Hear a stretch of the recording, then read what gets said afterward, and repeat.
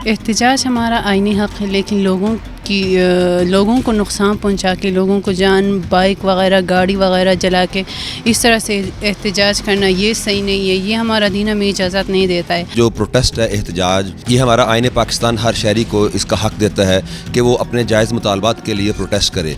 ताहम जो प्रोटेस्ट करने वाले लोग हैं उन्हें इस बात का ख़ास तौर पर ख्याल रखना चाहिए। रियासत को हमने जो है ना वो आड़े हाथों नहीं लेना और रियासत के अंदर विद इन स्टेट नहीं कायम करनी।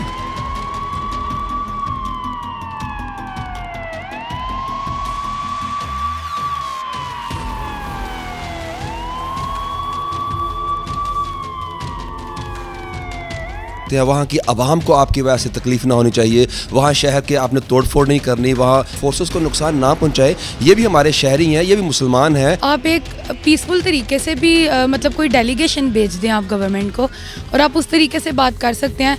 अनलेस के आप लोगों का नुकसान करें, प्रॉपर्टी डैमेज करें, जिसकी अलहदा से सज़ा भी है। और पुलिस वाले तो अपनी ड्यूटी कर रहे हैं, उनका काम है कि उन्होंने इंतशार को रोकना है।